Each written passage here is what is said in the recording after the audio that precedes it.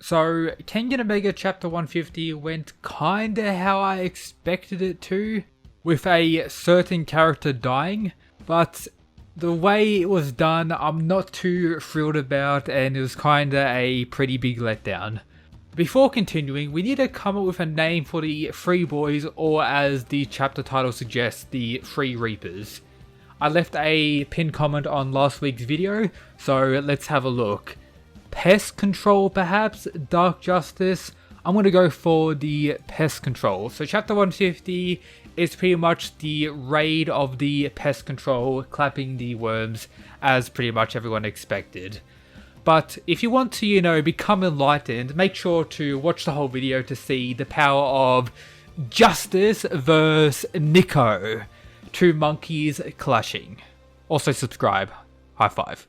So of course we start out with the fodder worms getting absolutely clapped, Akoya taking a few of them out, Garuki using his Gaara style Earth Crouching Dragon to absolutely clap one. And us finally seeing Kiryu Setsuna do something ever since the 2 time skips now. He takes out 2 of the worms instantly with a Rakashosha's palm, pretty much twisting their heads similar to the Kuro Clan technique Lion Bite. I was hoping this chapter would be more focused on demonstrating Kiryu's improvement more so than Garuki and Akoya. Sadly, that wasn't really the case, but it was still pretty cool to see some of his old techniques again. But a highlight that I did enjoy is the Pest Control's teamwork, with Kiryu telling Ruki to watch his back, and then him clapping a worm with, I believe, a technique we haven't seen before. Gaara style Retrograde Moon. Have not seen that name before. It seems like redirecting the knife back at him or just controlling his arm to pretty much counter him. But yeah, pretty cool. Him saying thanks and then again heads up with the arrival of Monkey Lutien. But again, the teamwork, we have Akoya coming in and taking him away. So with it showing how chill and confident they are around each other, it makes sense that it's been doing this for over the last 2 years. This being clapping at various worms, and now they're pretty much professionals. But now we get the fight between Justice, Batman suited up Akoya, and Lutien. We didn't get any reveals about Lutien this chapter, about why half of his body is still in the Guhan, whether or not he's weaker or stronger now. None of that was revealed, which is a little bit disappointing. But it starts out with Lutien using his Formless with half Guhan activated, and Akoya is able to pretty much stalemate him.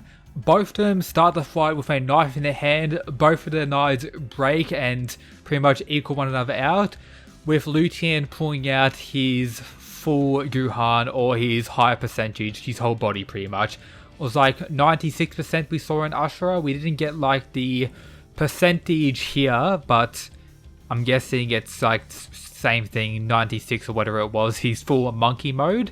This is where we see Lutien actually beat on Akoya a little bit. He slams him into the wall and starts beating on him quite a bit, with of course the monkey line of Lutien screaming out Nico and Akoya screaming out Justice as they clash. But it's very clear that when it comes to Guhan fully activated Lutien, he is stronger than Akoya in this situation, as he is absolutely beating on him. And then Akoya pulling out a flashlight to hit him away, and then pretty much shove it through his head, in turn killing Lutien. So yes, Lutien was done very dirty. Of course, I wanted much more from him this chapter. I'm very, disappointed with the outcome of this. I wanted Lutien to maybe fight Kiryu. If Kiryu like mid-diff Lutien, that would be pretty high, as you haven't seen Kiryu's improvement or have any idea where he currently sits in the story. Or if this fight maybe lasted 2 chapters, maybe we had them taking out the fodder worms for this chapter, and then the start of the fight between Akoya and Lutien this chapter, and then next week we have like a full-on crazy battle between both of them. That would have been cool, but it does seem like Sandwich is still kinda speedrunning through the story and not really wasting any time whatsoever. So is Akoya stronger than current Lutien?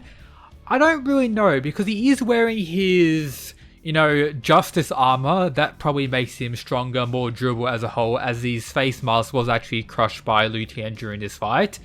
And he also needed to pull out his flashlight to actually finish him, as Liu Tian was beating on him when it come to hand-to-hand combat, and when they both had a knife, they stalemated one another out, and that wasn't even fully activated Yuhan Liu Tian. So if they were to fight in like a Kengan match or anything, I would be more inclined to say that Liu Tian is still stronger, but Akoya does have those, you know, dirty tactics or those weapons and crazy will, but it definitely was a battle of the monkeys.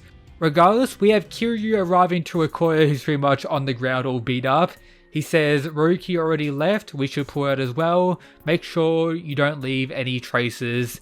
And then he kind of talks some shit, calling Akoya pathetic, or saying he looks pretty pathetic right now. And then we get some interesting insight to how Akoya is actually feeling. He talks about whether or not he has lost his edge, which may be the case, but he is fighting Liu Tian, a very, you know, strong fighter from the perspective of the fandom. I don't know how people are going to view him now, but regardless, he's still very strong, so it's not too shameful that he got beat up by Liu Tian and needed to kind of resort to dirty tactics to win. But he also says, is my mission coming to an end? Then will he be my successor? Of course, referring to Garugi. I've been saying this all the way before the Purgatory vs Kengan tournament started, that I thought Akoya was going to die, and during the Nicholas fight I thought that was actually going to happen, but sadly Lolong actually stepped in and ended that. But here we're getting more hints and more insight that Akoya's mission of justice may be coming to an end. I still think that's going to happen. Maybe if all three of them go on a future raid and someone like Gilbert or the leader of the worm is there, and Akoya ends up dying to maybe save Kiryu and Orochi, or to allow them to get away. That could be something interesting in the future, and that's my prediction of how Akoya may end up being killed, considering he's viewing Orochi as his successor. But the final panel of the chapter, we see Orochi actually meeting up with Koga. As we learned last chapter, they're going to go out for dinner. So yeah, that's the end of the chapter. Liu Tian, a antagonistic type character that has been done dirty.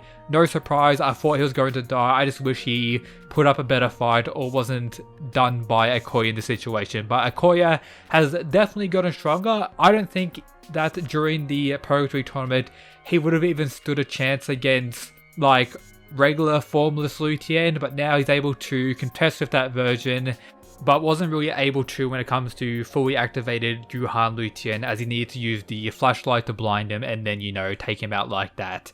Another thing that I noticed, which is kinda sad, and once again building up the Tiger Nico as a main villain, regardless of Liu Tian spending his whole life working for the worm and kinda looking up to the Tiger Nico. Even this chapter, he's screaming out Nico, and last chapter mentioning Nico, everything like that. His whole existence seems to be stemmed around his master, the Tiger Nico, while not even being acknowledged by him whatsoever from what we've seen, which is kinda sad, and once again showing how much control the Tiger Nico has and what he's doing to these various characters throughout the Kengan world. So yeah, check out all the other stuff in the description if you're an absolute mad lad, and then of course shout out to the true absolute mad lads who support the channel via the Patreon. But yep, that's it guys, peace.